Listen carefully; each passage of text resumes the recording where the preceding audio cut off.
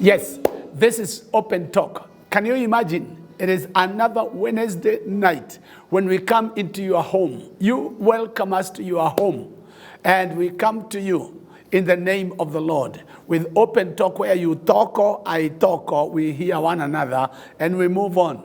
Remember, the aim of Open Talk is to bring information, to bring in correction, to bring in rebuke, to bring in reproof, to bring in correct information or whatever, that which you capture. But remember, our base is the Word of God. We are founded and based on the Word of God. So when we come to your house, remember that is our foundation. And we have endeavored every night to bring you a guest, to come to you with a guest who is going to speak to us, and as we speak to one another, you also capture what God is saying to you. Again, in Open Talk, we can discuss any topic. We can just discuss that topic, provided we know it's going to be of benefit to those who are out there, at home, in families, with children, in marriage, in whatever area, in business. It's going to be helpful. So I pray that tonight you open up your heart as you welcome us to your home, so that we can be able to bring you that which God has prepared for you. Again, tonight we have a very, very special guest. A very, very special guest. Our special guest tonight is a couple. Again, I am one man who believes in the family. I believe in the family 100%. And there is no devil that is going to destroy the family. You know, the family is God's unit of multiplication. That's why there is so much attack on the family. All these other things you are hearing, they are trying to attack the family, but their family will remain intact. And the family is not James and John. The family is Jane and Jimmy. Okay, let me not get into that, but let's get into Open Talk tonight. And our guest tonight is Bishop.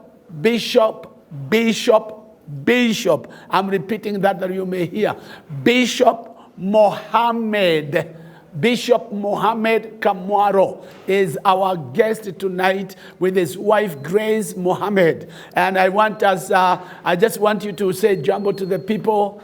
Jambo. Bishop. Jambo. I'm Mohamed Kamwaro from Deliverance Church Kitengela.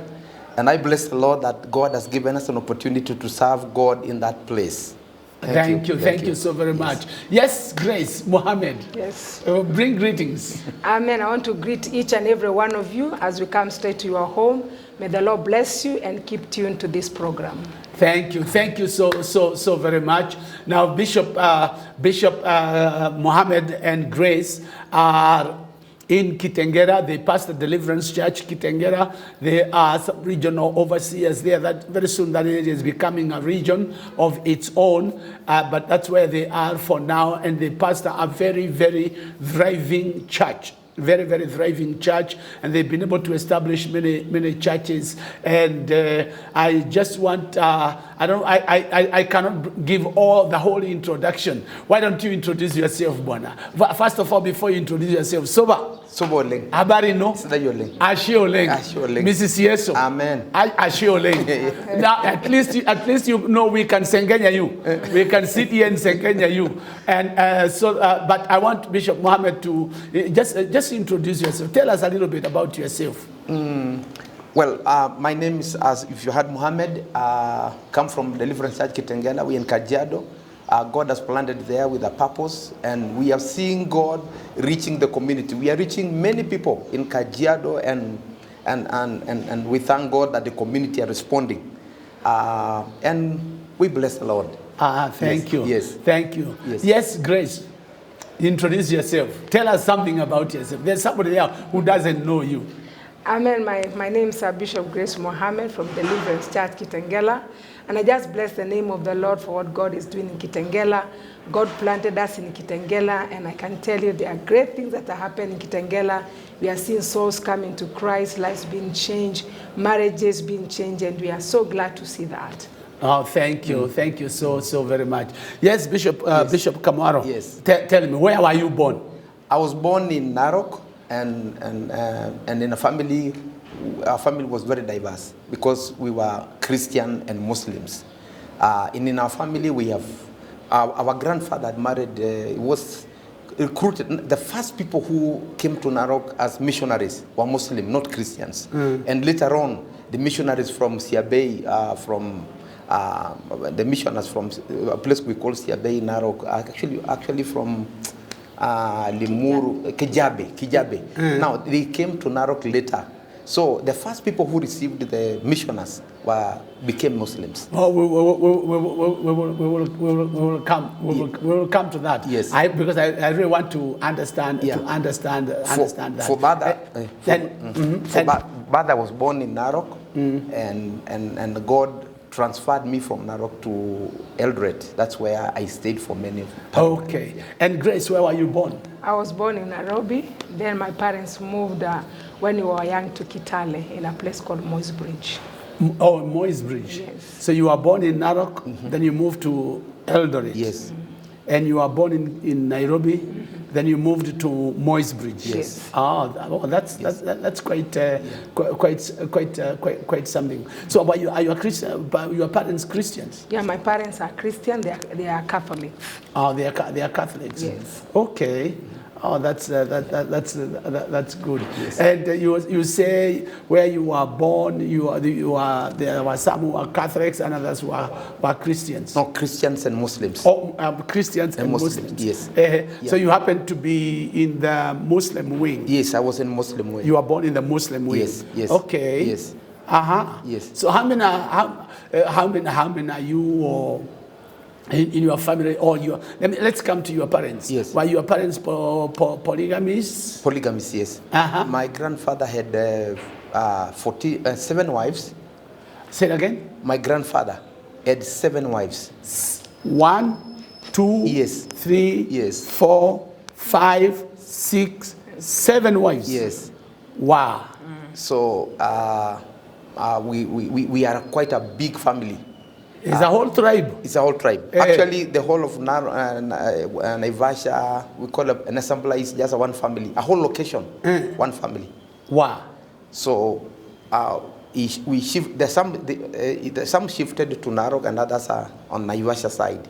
So those we went to, now we are from Narok, and there are those who are from an assembly like that, the Naivasha side. Yes. Wow. So in the family we have both Islam and Christians, and we live together because now some of them, of course, were married as their mothers. Yes. So how did you get this name, Mohammed? Mohammed. When you were you given when you were born? Yes, when I was born, I was given another name, but when immediately I got into Islam, that is the name they gave. They said no, throw away Christian names. Now you are Mohammed. In the genealogy of the priest Muhammad. Yes. Now you are growing up as a Muslim. Yes. You went to school in Narok? Yes, I went to school in Narok primary. Secondary I was in Nakuru, Lake Nakuru High School.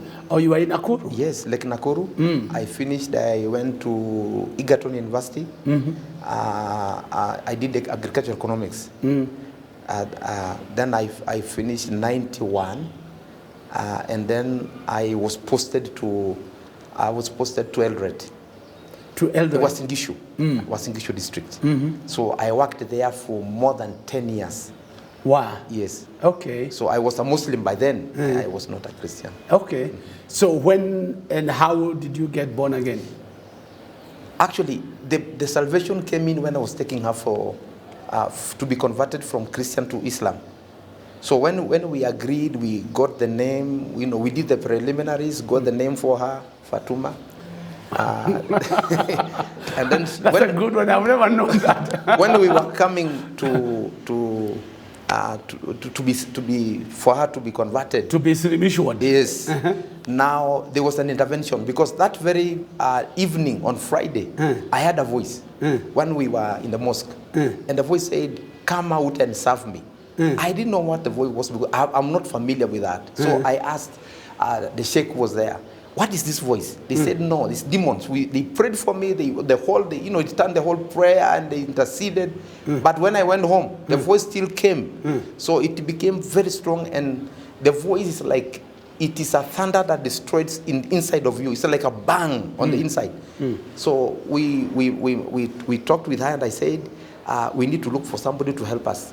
And then I didn't have a Christian friend. So we had a neighbor who was an SDA. He's the one I called. He came in the evening, we took supper, and then he started telling us about Jesus and salvation. But I used to participate in the groups of Islam, those people who used to go to the gathering, challenge Christians on the Bible. We challenge them on the Bible, and again we use the Quran. So I was very argumentative. I argued for almost the whole night until 3 in the morning. Wow. And I had a voice within inside, you must be born again. So I said, well, I called her. She was so sleepy. I said, wake up, we must get born again. It was 3. So we were prayed for. But now the only mistake, this guy in the SDA do not get say born again, wanasema kuongoka. Wao wanaongoka. So I didn't know what was that. But anyhow, we agreed. And therefore, because he's the only person I knew as a Christian. So we went on, we got born again. We are taken to classes for baptism. After 6 months, we were baptized in Kitale River, Zoya River, when it was flooded. Very dirty water. It was flooded, and we went in for baptism. And after baptism, I saw a figure, and it said, well done. Then it really touched me because I didn't know this strange. So from there, we went into teaching because I used to, now that I had little knowledge, I could learn. I started teaching the classes, the SDA classes. I met a friend of mine whom we were working together in the same company. And he said, I want to introduce you to a real church. And then he took me to Deliverance Church after some times. And I met that week, Bishop George had a revival, a very powerful revival in Eldoret. We went into the revival, and when they asked for people to be born again, we went in front. We were filled by the Holy Spirit, slain to the ground. We started talking in tongues. Then that is the transformation that we received from Deliverance Church. Then since then, we were assigned to a cell group. We used to call it Sukunanga Cell Group. For 3 years. For 3 years. We used to drive 60 kilometers every Thursday to the cell group, and we have never failed. Wow. It was very far. From Cherengani to Eldoret, 60 kilometers, we used to drive to the cell group until we grew. And then Bishop George said, why don't you start a cell in your place so that you don't come 60 kilometers every time? We started. Eventually, we grew. Now we were taught. We got matured. And then a pastor friend of ours from KAG talked to us about marriage. He said, your marriage is not marriage until you are married legally. And then now you are given a certificate. So he took us through the marriage classes. KAG, he organized our marriage. We married in KAG, and then we got a certificate. And then from there, now things rolled, and we started a committee to buy Deliverance Church land in Mosbridge, which you came in, and with Bishop Masinda was a guest of honor, and we bought land. And that's how we started the church. The pastor was there. I was assisting the pastor. Pastor left, and I took over. We built the church, did everything with Peterson. Peterson is the guy who built churches. And we started the Deliverance Church. I went to Bible school after 3. Maybe let's hold it there a little bit, yes, so they can also hear from Grace. Yes. So tell me, Grace, when you were born as Grace, and you grew up as Grace. Yes. And so you met this gentleman. Where did you meet him? Maybe in the bar, maybe in the market, maybe through whatever it was. Where did you meet him? I said I was born in Nairobi. Then I was brought up in Kitale. Our town, a little bit town, was called Mosbridge, but our village was called Karara. So that's where I've lived for quite some time before we moved out of that area when we came to this side of Nairobi. So the road where we were using was a major road to him where he goes home, and also the same road that I used to go home. So one day when I was coming, I think maybe from town, so because that road had no transport, so you just get a lift and you are taken where you are. So when he was driving, I just said, hi, nipatie lift mpaka hapo karibu kwetu. So he said, yeah, just pass at your place. So he picked me and he dropped me at my place. But he marked the place where he dropped me and said, mwana msichana hapa na nimemdrop, nikipata time nitapitia hapo siku ingine, nitakuja kumjua. That's how we met. Wow. Then from a lift? Yes. Wow. Then now, that time, one day he just came with a friend of his and they called me, talked to me, and the relationship grew up from that point. Wow. Yeah. Then you got married, Yes. you became his wife, Yes. and all that time you knew he was a Muslim. Yeah. Okay. At what point did you think or decide to be Slimishwood? Or was it his decision? It was his decision because me, when I was school, I joined the CU, and I grew up in that life of Christianity. So when we met, relationships sometimes can turn things around in your life. We became great friends. Then he told me his faith, but I always used to tell him one thing that I know, that me about Islam, I think about it. Because, the religion that I've grown up is Catholic. So, you have to, those beads, the Salam Maria, those kinds of things, the Rosary. So when I pray the Rosary, and sometimes he just look at me, and I'll always tell him, one day, I think God will intervene in our lives, and that something will have to change in our lives. Because when I used to look at, people who come for CU, the way they preach, and I will have that desire. One day, my husband will be a pastor. And that was the desire of my heart. Even I remember one time when I was growing up, I used to tell my mother, I'll serve God at a certain point in my life. So when I found myself in the hand of a Muslim, and it's like, you have to follow now your husband. So when he told me, let's go, you cannot argue about anything, you are married. And I just say yes. But inside, there's something that used to speak to me about that desire to be able to serve God together with him. And I can say that was the most thing that brought a lot of, things turning around for that direction. Wow. Yeah. So now on this particular day, Saturday, it was a Friday. A Friday. Friday. Yes. On Saturday you are going to be Slimishwood. On Friday On night. Friday. Oh, you are going to be Slimishwood on Friday Evening. Friday evening. Yes. And when did you meet this Adventist? Now, after the encounter. After the encounter with them in the mosque, now we... After being Slimishwood? No. After we encountered... I was not... She was not in Mishwan. I was to take her, but I encountered... God intervened in between when we were praying. So now, and the bang was, come out and serve me. So I didn't know. So that I called this man in on the weekend to explain what is it about Christianity and about serving God. So when you had that voice, did you tell her you had a voice? Yes. Yeah, it is. We talked over it. We talked over it. And we even, she taught me to pray. She was using the rosary. But again, when the voice comes, it's like a torment. Then I said, we've got to look for somebody. Your Catholic style does not work. So let's look for somebody to help. So this now SDA Adventist guy came in, and now the journey started. Wow. Yes. Wow. Yes. Okay. Yes. So when you went together to this Adventist, yes. And he took you through the scriptures. Yes. Actually, we called him to our house. Oh, okay. He came to our house. He was an elder in the Adventists. Yes, a teacher elder. Are you still in touch with him? Yeah. Okay. Yeah, we're still in touch. But of course, he's now elderly. Yeah. But he knew that we changed. We left SDA to Deliverance Church. Yes. You were delivered. But yeah, we were delivered. Into deliverance. We were delivered. We were delivered. Yes. Okay. Now you have gone. You are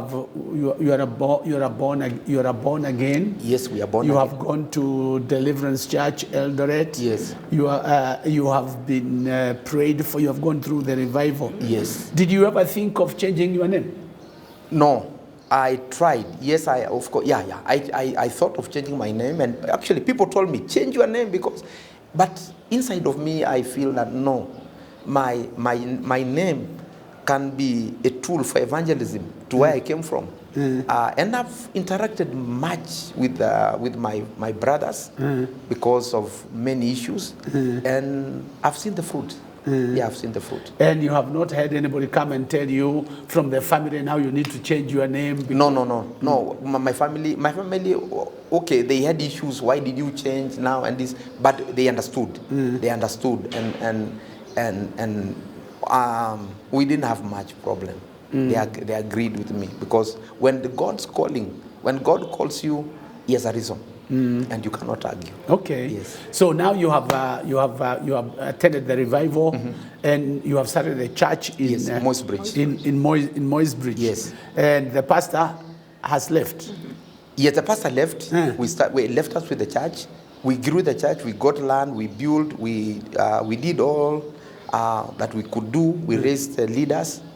And so when the pastor left, he left you in charge? Yeah, he left me in charge. So we stayed there for about another 2 years. Now Bishop Job said you cannot run a church without a Bible school. So you need to go to school. So we left the church, went to school. He brought in... Where did you go to school? Eldoret Bible College. Eldoret Bible College. Yes. We went there for 3 years. And he brought in a pastor to take care when we were in school. Pastor Reverend Ogola, who is now the current pastor in the church. Because when we came back, it was difficult for us again to come back to that place because it's already established. So he said to us, why don't you pray that God will give you another place? He was suggesting Mount Elgon. I said, no, I have no calling for Mount Elgon. I decided to come this way. So we came this way. I went to another friend of mine in Kawangware. I stayed there for 3 months. We were preaching here and there. And I got a job because I was from Egerton University. I got a job with the Rose Flower Farm. We call it Stony Abbey. Now it's Premarosa along Machakos Road. Yeah. I got a job there as a manager in technical manager in charge of spray and disease control. I got a job. I worked there for 2 years, up to 2000. That is 98, 99, 2000. I left. God called us now to start a church in Kitengela. And it came about, we went to eat meat. We just went with friends just to have nyama choma in Kitengela. Kitengela is not for nyama choma. So we went to have nyama choma. And I was going to the toilet. I again had a voice, start a church here. Then I came to tell her, that same person disturbing us, now where do we start from? I was comfortable to start a church. Then it kept coming in. Then we decided, let's go in Kitengela and find a hall. We got a hall. We paid a hall for 1 year. We don't know what to do because we just paid the hall. We didn't know. I went to Bishop Masinde. I said, Bishop, I'm hearing this voice. What do I do? So when you came from Eldoret, yes. Where were you going to? Were you going to church? I was going to Deliverance Church at River, which was by then it was in Portland Club. It was in the hall every Sunday. But now they were given a notice to shift the church from the club to maybe to somewhere else. So Bishop, when I went to Bishop Masinde, he said the first thing we have a problem in the Deliverance Church at River. Can you help Pastor Kokonyo to shift, because he was new. The pastor was there, left. And because the church was there, they were only gathering on Sunday. So there were no weekly program. So he found that the thing was difficult. So Kokonyo came in, and now he said the first assignment, shifted the church from there to Earth River, look for land, because you're in Earth River, Kokonyo is not in Earth River, get land. And then once you get land, we shift the church, then I'll plant you in Kitengela. We did that. Actually, within 6 months, we shifted the church. We got land just at the road, built the structure with a few people that were there, and we started off. And the church just grew, became a big church in Earth River. Yeah. And at that time, you still have a hall in Kitengela? Yes, still we are paying a hall. We paid a hall for almost 1 year, 2 months. Yeah. Wow. Yes. So what were you thinking all this time? There is money going there is nothing, you are going to... Were you staying in the river or Yes, in we were staying in Kitengela? the river. We were staying in the So river. what I decided when the hall was there, so I could see we are paying money, but it's not been productive. So I decided just to put something like an interdenominational lunch hours. So me, I started just to go there, put the lunch hours. Sometimes I'll put an evening meeting. And I just kept on every day going for lunch hours, preaching there. And I remember the first time, because when I told him, I have to do something with this hall.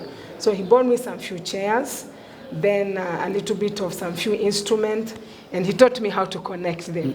So every day, I just go there, connect the instruments, and I'll just start to preach. There was nobody in the building. So I'll just enter there, prepare everything, start to sing, and I'll just preach to the seats, declare salvation to them, and I just move on. So I just could move on, preaching. Nobody comes in. But I remember one time, because we had already gone to Bible college, and the Bible college, we were going for 3 weeks, then we closed for 3 months. 3 months you have assignment, there are things that you are doing. So I just closed down the hall, and I just went to college. When I came back, everybody would be asking me, how did you just decide to go without leaving us with our pastor? Now I could ask them, okay, I've never seen you guys coming to church. So they told, we are your members. Every time when you put all the instruments, we just hear you, we listen to you. Some of us, you have gotten saved through your ministry here. When you preach, you finish, you call for altar call. You have received Jesus through your preaching, because I open all the windows. I've put the on speaker just facing where people are. And that's how I used just to go and keep myself ministering to the people. So when people told me, that's the time I realized I've been touching lives of people. And I could tell them, okay, you just come in and just we have time. And they told us, no, we are Mama doing our own things here in the road, and you just preach. And I kept on preaching. And I remember one time, I could preach. When I finished, somebody would open the door and put 50 shillings at the seat every day. And I could wonder, siaingie tu akue member wa kanisa. And that's how I pushed on until now, when Bishop Masinde decided this is the right time now to open the church. Yeah. Wow. Well, that's quite a big step of faith. Preaching to so when this corona thing came, you didn't have any problem preaching to empty chairs. I've been used for it. You know, a lot of people don't know how difficult it is to preach to empty hall or empty seats. But you seem to have gone through it. You were prepared before it ever came. Okay, so Bishop Masinde has come. Yes. And now you are starting a church. Yes. What did you have crusades? Did you have open air meetings, or did you have people from Umoja come? No, we had a crusade. We had a very powerful crusade, and it really touched many people. He preached on a Saturday and Friday, Saturday, Sunday, and then we opened the church, where we were now allowed on the 1st of February 2003 is when we opened the first Sunday.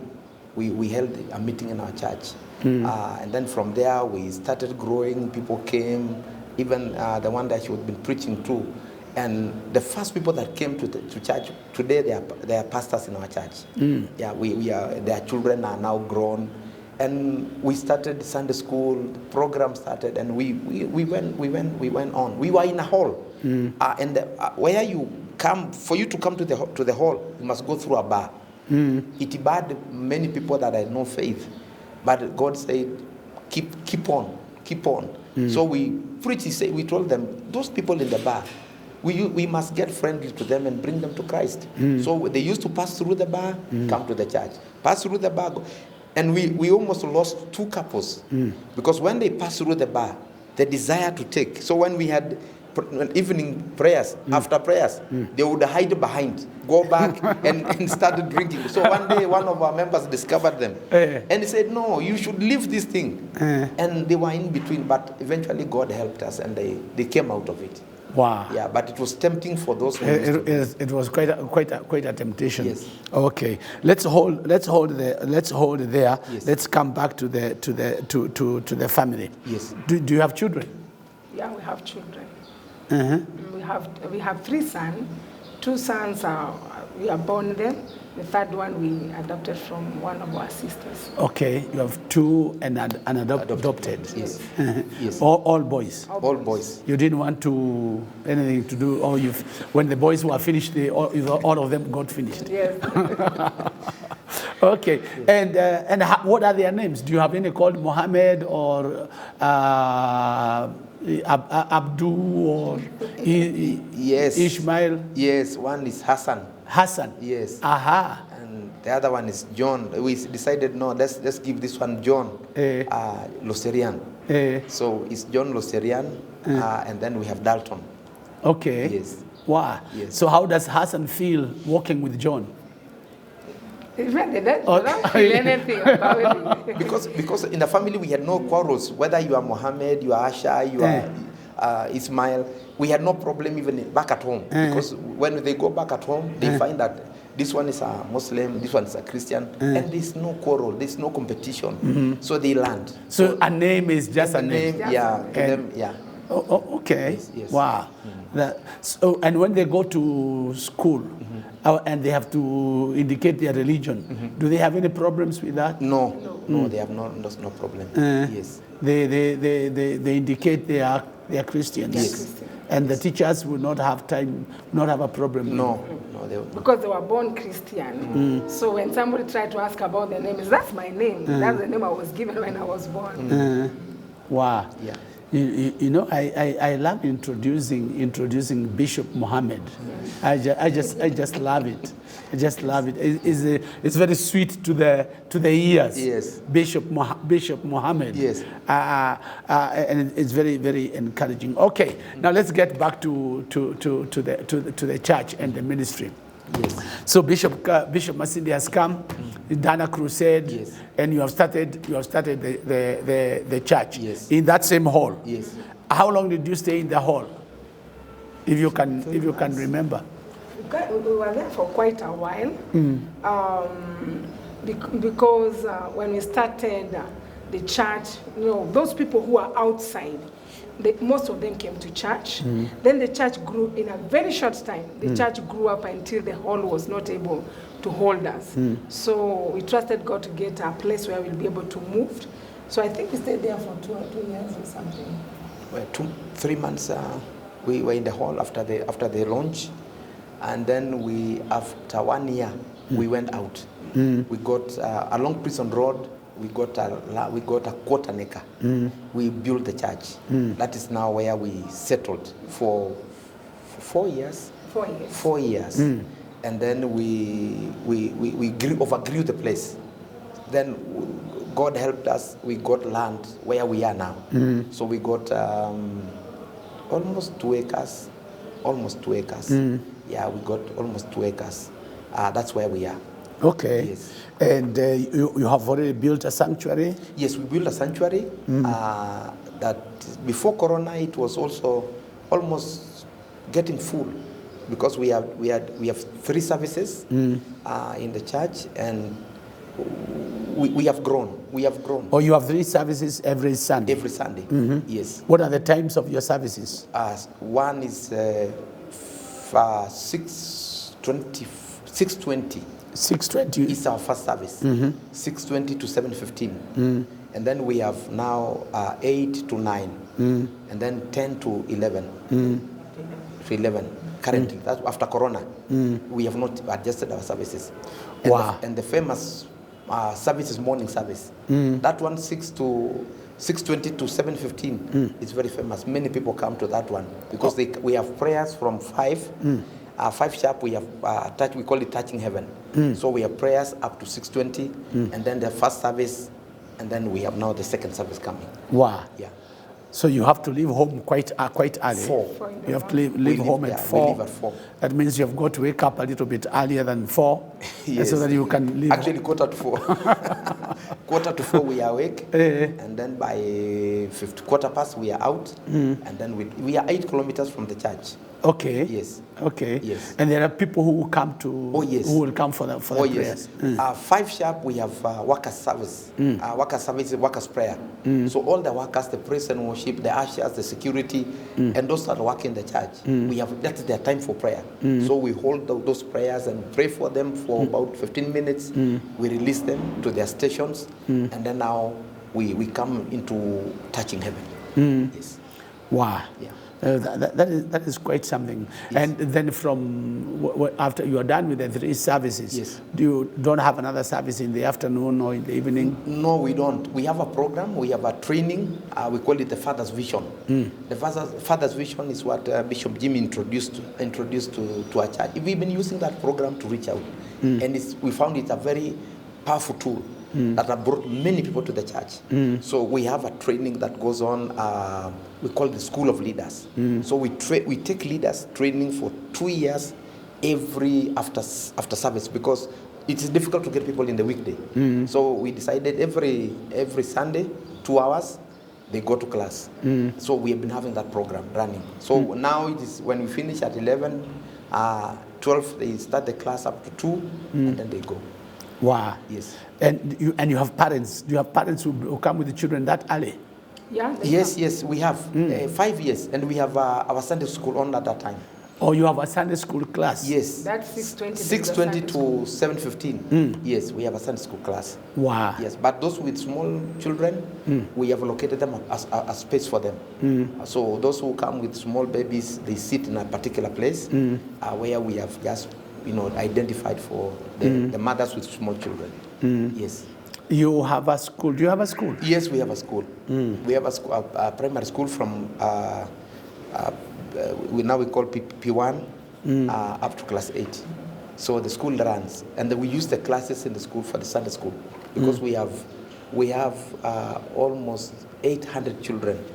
800 children? Yes, in the Sunday school. 800 children in Sunday school. We have another team for teens. We have teens classes, which they don't come to church. They have their own classes. The youth also have their own church, and they don't come to our church. So the youth have their church. We use the school dining hall for the youth. Yeah, we have the school dining for the youth. We have another big classes for the teens and the Sunday school. The Sunday schools are majority, 800. Wow. Yeah, they're about 1,100. Now the youth, the teens, and the Sunday school. Yeah. You happen to come from the Ma community. Yes. Is there anything you are doing about any strategies you have to reach the Ma community, or are you reaching them, or what is going on? We have a strategy, and we have reached a lot of the Ma people. What we do is that we started by giving back to the community. Like we had medical camps, crusades, film ministry. Actually, the biggest blessing we have seen is through film ministry. When we take the Jesus film in Maasai, and we take in the centers, in villages, they love watching. And when they love watching, we use it as a tool of evangelism. And we have reached many, and many have given their life to Christ. And we have opened churches. Like now, we have 2 new churches in Mailwa and Katataek, and the pastors are coming in. So we have a lot of good work in Kajiado. We have a lot of good work in Kajiado. The Jesus film. Yes. This is the film where Jesus talks in Kimasai. In Maasai, yes. How do the Maasai receive that? Well, the most interesting part is crucifixion. Because many of them around will jump and say, why do you allow this man to kill another one? So they would jump and make noise, take the rumbus and make noise. And we tell them, come down, you need to listen more. So and they are very sad when they see Jesus crucified. Nobody is coming to fight for him. Nobody can stand and fight for Jesus, and it touches their heart. And that's the breaking point. So when the film is over, we call them. He died for you. And then when we explain, they get it. And many don't leave that place. They come crying. Yes. Wow. And then the most unfortunate part is that when they say in Maasai, why do you allow a person to kill another one? Even if it's a wrong person, you don't kill. Then they jump they wanted to support Jesus. It becomes so much emotional. It's very emotional. It's very emotional for them. Wow. Yeah. It's against the culture for someone to kill someone else. No, and it's a good person who is being killed. He says, this is a good person, and you are killing him. Why are you killing him? And you are quiet.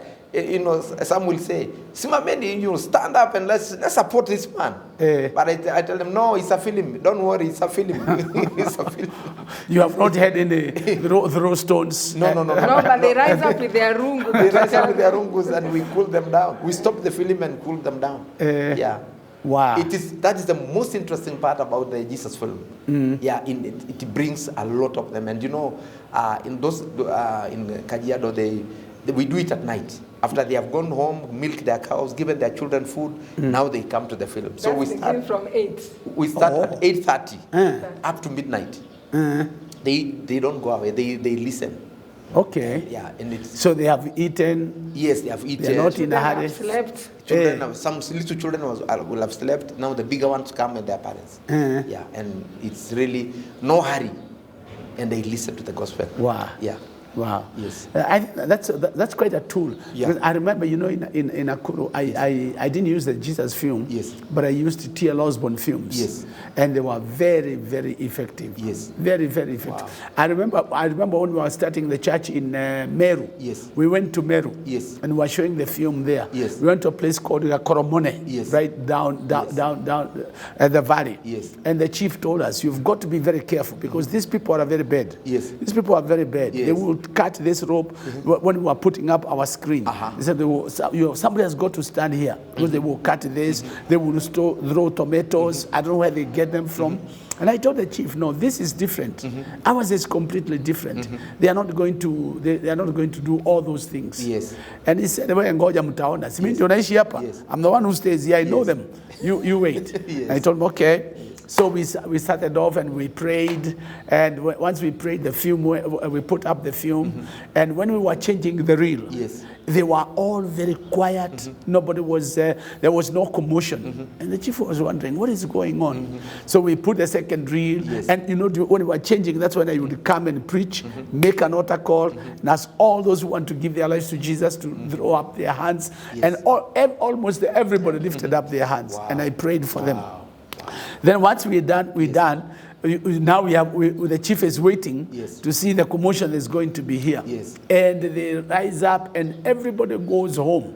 Everybody went home without throwing one single stone or tomatoes or fighting and all that. And the chief was left and he told us, I have never seen anything like this. Wow. Never seen anything like this. Wow. So this gospel is powerful. Yeah, man. Okay. Now you are reaching out the Maasai people. Yes. Are there churches you have established? Yeah, we have churches. We have 5 churches so far, and 2 more coming.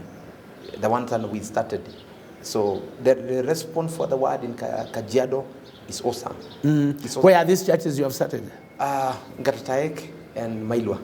And Maparasha. Maparasha we have 3, and now the 2, there are 5. And we have 2 more, but we are training. What we are doing now is training the pastors to understand church planting, what we are doing, pastoral ethics. Others have gone to Bible school.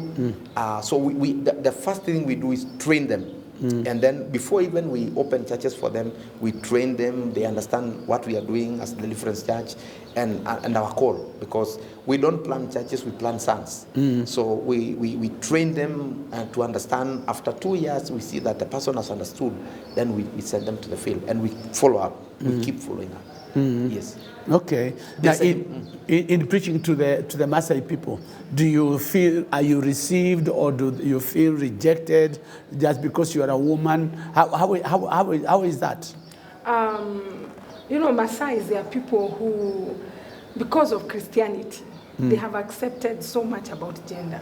Because there are two churches which are being led by lady pastors.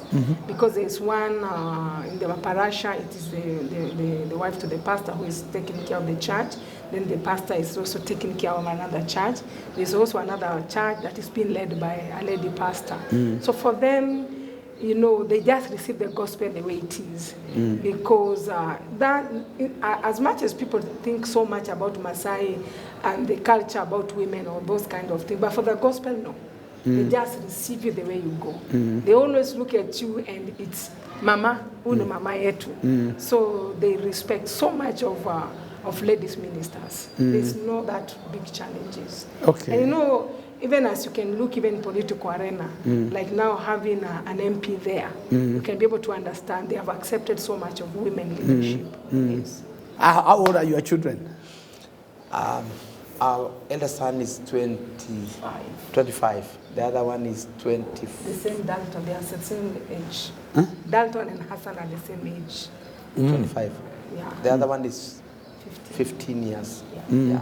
Yes. Okay. Yes. You see any of them going into the ministry? Are they interested? Yeah, they are working with us in the church. Like for Hassan is the pastor, youth pastor. He's our youth pastor in the church, and he's working closely with the teens. So it's like in our church we have a graduation. We have, what do you call it? It's like a Passover. Now from Sunday school. The rite of passage. From Sunday school to teens, from teens to youth. And now from the youth, we have the young adults or the young professionals. So we have a team of the young professionals handled by another pastor. Yes. So he's the one making sure that we have that one. For the other Dalton is in our media. Yeah, it's in our media. Oh, okay. Yes. Okay. Yes. Well, that is so good. Yes. I'm sure you have gotten something from our discussion. As we move on with Bishop Mohamed Kamwaro, pastoring our church in Kitengela. And how is the school? How is your school doing? We are doing well. The response this time is very good because we changed from Mabati building to permanent building. So there's a very good response. And again, people are interested in Christianity. They love Christian schools because of discipline. We have even most of them bring their children to the school. We have many of them. And it's like they want a foundation, a Christian foundation, where children are taught to pray, read the Bible, and know God. Yes. Now, you have a business class or a business wing in the church, or how do you motivate people into business? Yes, we have. We started this 2007. God spoke to us to teach people on business. So what we did is that in our church we have managers training, like Coca-Cola. They have managers in Coca-Cola. We have managers in management. We call it School of Management. Then we said, you people give back to the community. So what we did, we took the first group into training them on small SMEs. We have small SMEs. We approach Equity Bank. Much of our Equity Bank people are members of our church. So Equity Bank came in, said, well, we also train SMEs, so why don't we join hands? So they come in, support, and give loans, and that is how our small business started. We also have farmers, we have manufacturers. So what we do, we teach them. KCA University came in because some of the lecturers are members of our church. So they said we also would come in to teach. So we officially bring them in. They teach on management, they teach on business, and we take people out to different companies that are doing what we are teaching. Manufacturing, farmers, farming in animal keeping, farm produce and commercial crops, and then how to utilize your small farm and so on. So we also take them out to Dubai and China. And we have seen fruits. We have all, like last year in Corona, they have made it very far. Yeah, they have made very good, progress. Okay. Yeah. And what do you do yourselves other than just preaching? We are farmers. You're a farmer. Yes, we are farmers. Aha, you are. I'm planting bananas. I've planted bananas and spinach. Yes. Joyce is doing so well. Wow. You are a farmer. Tell us a little bit about your farming. When Corona started in 2020, April, we started. Somebody came in and coached us in planting French beans, and slowly we went on perfecting. We started also chilies. And now we are more to chilies than French beans. We also were sending tomatoes, vegetables to the market, actually for the local supermarkets. Mm-hmm. Now we are also in for capsicum, colored capsicum. Mm-hmm. We are that also is a good. So we went in specializing. Mm-hmm. So we are exporting to Europe. You are exporting to Europe? French beans and chilies. French beans and chilies. To Europe. Mm-hmm. Now, for the capsicum, the red, yellow capsicum, we are giving to the local supermarkets. Supplying to the supermarkets and the market. And the other veggies are also to the local market. Wow. And onions, of course. Mm-hmm. Yeah. Wow. And we keep cows. Mm-hmm. Yeah, we milk about 40 to 50 kilos every day. Of 40 to 50 kilos of milk every day. Every day. And so when someone sees you in a suit, they should not just think it is the offering. No. No. Because you see the challenge we have as a preacher, when you dress in a good suit, the offering. When you cook your hair good, the offering. No. So at least they should know there is something that you are doing. Yes. Because that also is very important for some of the pastors outside there. Who think going into full-time ministry is going to carrying a briefcase and a red tie and a Bible and moving from one place to another and timing when people are ready for lunch. That's when you go to pray for them that God sent me here to pray for you. While it's actually lunch you are looking for. They can work with their hands. It's true. I think that testimony is very good. That you are farming and you are doing well. Even exporting. I'll come for lessons so that I can know where to export my bananas. I have a forest of bananas and I need a market. I need a market for bananas. In the next 2-3 months or so, I should be selling some good bananas. So that is very, very, very encouraging. So you have supplying the local market and you are also doing the international, the export market. Okay. And the export market, are there conditions? Oh yes, there are a lot of conditions in terms of the fertilizers you use, the sprays, the chemicals you use. They kind of control. They control that because even when you spray, they give you what you should do because they don't want to find some funny chemicals, residues in the market, and we actually ours is organic. We get manure from the neighbors, from farmers, and of course ourselves because our manure from because you have cows. Cow. We get biogas, and now when the biogas is used, now the residues we use them for farming and we use it for spray. So we get a lot from the farm. So we use organic. Our French beans are sold in UK in Tesco supermarkets, and everybody who comes there, they said we want this kind of beans. So they followed the channel, came to the farm to find out why are people buying French beans from this farm and not others. So when they came with a group of inspectors, and they really found out. They took a lot of thorough inspection, the kind of fertilizer we use, the kind of people we use, the salary we pay, and the structures and the grading hall, and we managed to score 95. What we lacked was the corona posters. We were supposed warnings. We are supposed to put corona warnings, so that failed us, and we said fine, 95. Nobody can get 100. Wow, that is quite something. Yes. Now, as when we come to the ministry, do you minister together, or how do you handle ministry? In ministry, we minister together because I think for us, we are ministering couples. All of us have been called in ministry. Like in our programs, like the Touch in Heaven, that is the prayer program, I begin by 8 because setting the pace for the day. Then Bishop Kamwaro now preaches. There are times when I preach. So we just work together. Yes. Okay. Okay. What would you say is has been the challenge in the ministry, if any? You know, that question is always asked, but maybe there are no challenges. Ministry always has challenges because maybe I can say from the initial beginner ministry, you know, there are quite a lot of things that you have to do for the ministry to grow. And, you know, for every church, there's quite a lot of challenges that you go through, even putting input there. As, you know, when we entered ministry, both of us because that time he had to leave job to come and help me in the ministry.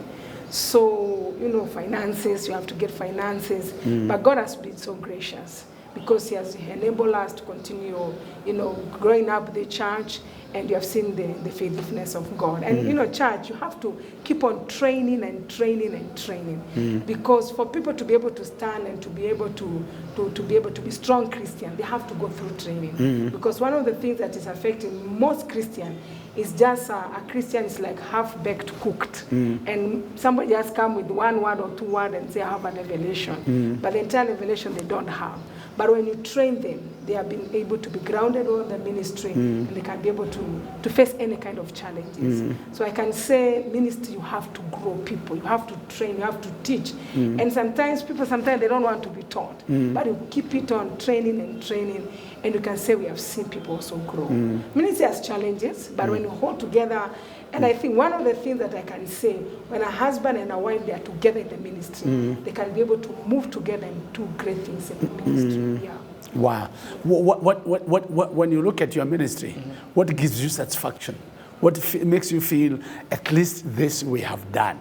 What is that one thing you can look at and say, I'm so glad this we have done? Our greatest satisfying thing is when we see the people that we've been preaching to doing things. Like, for example, having them succeed. If it's business, they are successful. If in ministry, we see them come to ministry and begin to minister. Seeing them becoming pastors. And we really get satisfied that this pastor, I know where you came from, I know where I brought you from. Now you are a pastor. We open for them churches. We see what they are doing. That gives us satisfaction. That it's not in vain. So we have not wasted our energy. Now we are seeing them, you know, producing. And also we see the children that we found. They're young now, getting married, you know, going to universities and so on. We feel satisfied. Yeah. Well. Thank you so very much. It's been so nice having you at the Open Talk, where we can just talk, and you talk, I talk, we hear one another. Well, we have been having Bishop Mohamed and Grace Kamwaro from Deliverance Church Kitengela, and they have given us a lot of golden nuggets, a lot of riches in the ministry. And there are also farmers, there are parents, they have 3 boys. So Grace is one of the safest women in this nation, surrounded by men, surrounded and protected by men all through. And I want to say thank you so much for coming. I hope you have gotten something tonight, and thank you so very much. Again, this is your pastor and your friend, Bishop Mark Karaoke, coming to you with from Open Talk on One Accord Television every Wednesday. And tonight has just been tremendous. Thank you so very much. Now we can be able to say, Ore Serena. Ore Serena Duo. The Lord bless you. Thank you so much. We'll see you again this coming Wednesday on Open Talk. God bless you.